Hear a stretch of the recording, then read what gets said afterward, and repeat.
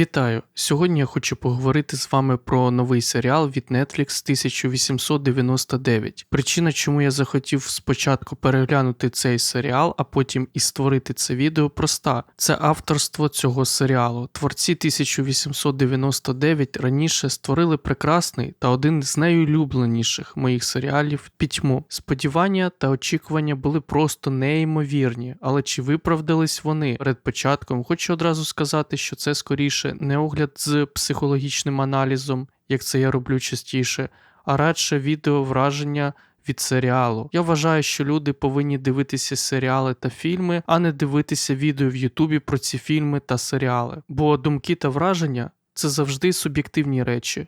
Комусь подобається, комусь ні. Ви ніколи не отримаєте задоволення від перегляду серіалу чи фільму, переглядаючи замість оригіналу огляди на Ютубі. Тому далі лише мої суб'єктивні враження без аналізу, бо без спойлерів не обійтись, а це свіжий серіал. Його багато хто ще не бачив. Може через якийсь час, коли свіжість його мине, якщо ви підтримаєте лайками це відео, я зроблю відео з аналізом. Але пізніше. Одразу про стиль серіалу. Відчувається дух та атмосфера пітьми, починаючи з заставки, яка є свого роду підказками, закінчуючи закрученим сюжетом, який тримає. Практично весь перший сезон. Є тут, правда, одне але. Про це трохи пізніше. Сюжет вражає своєю динамікою. Він дійсно загадковий. Серіал хочеться дивитися і не відволікатися. Ви точно не будете сидіти з телефоном в руках і дуже швидко відкладете його в сторону. Що дійсно прекрасно у сюжеті, так це його небанальність. Нікуди правди діти, ви точно не розгадаєте кінцівку та чим все закінчиться. Але при цьому є враження, що з цим трохи перестаралися. Коли продивився весь перший сезон, склалося враження, що багато чого зробили, аби закрутити ще більше сюжет для того, щоб просто закрутити. Що дійсно подобалось у «Пітьмі», так це закінчення кожного сезону, де залишалася не просто загадка, яку хочеться побачити у наступному, щоб отримати відповідь, але й неперевершений взаємозв'язок всіх попередніх подій. З кожним новим сезоном вражало, наскільки павутина подій була закручена і пов'язана між собою. Це і подобалось мені більше всього. Про 1899 такого враження не склалося.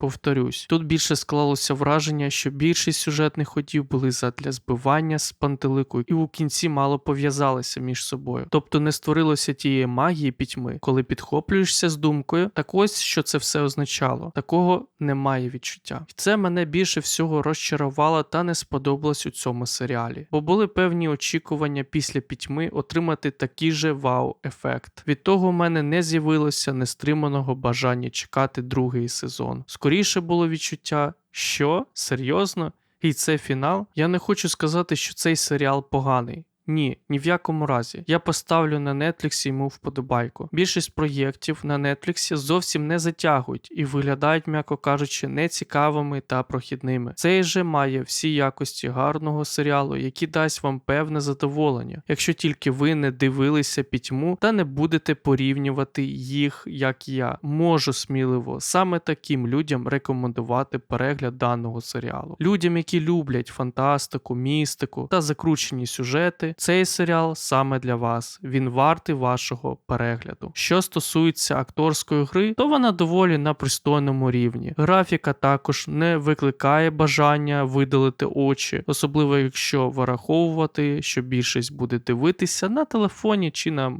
моніторі ПК цей серіал. В підсумок можу ще рекомендувати познайомитись з Платоном після або краще до перегляду серіалу. Платон був прибічником натурфілософії, прийнявши її постійну мінливість. Платон вважав, що все в природі виникає і знищується, отже, не може бути дійсного знання, бо чуттєвий світ є мінливий. Тому він висуває теорію ідей ейдосів, які є граничним станом речей, що пізнавані лише за допомогою математичних об'єктів, коли прагнуть отримати дійсне знання. Платон був засновником того, що пізніше дістало назву ідеалізму. Його погляди сформульовано в міфі про печеру з держави. На Платонів погляд справжні цінності буття утворюють особливий позафізичний світ гіперуранію. Цей світ складають безтілесні прообрази, зразки, проєкти, ідеї, ейдоси речей, тварин, людей, чеснот та цінностей. Ейдоси ніхто і ніщо не народжує. Вони існують вічно, вони незмінні і непорушні. Світ, який ми знаємо, це лише тіні світу ейдосів. Дякую вам за перегляд. Не забувайте поставити лайк під цим відео, якщо ви хочете ще таких відео. Якщо ви вже подивилися серіал, діліться своїми враженнями та думками у коментарях до цього відео, але без спойлерів. Та не забувайте донатити ЗСУ. Перемоги нам та мирного неба над головою. Слава Україні!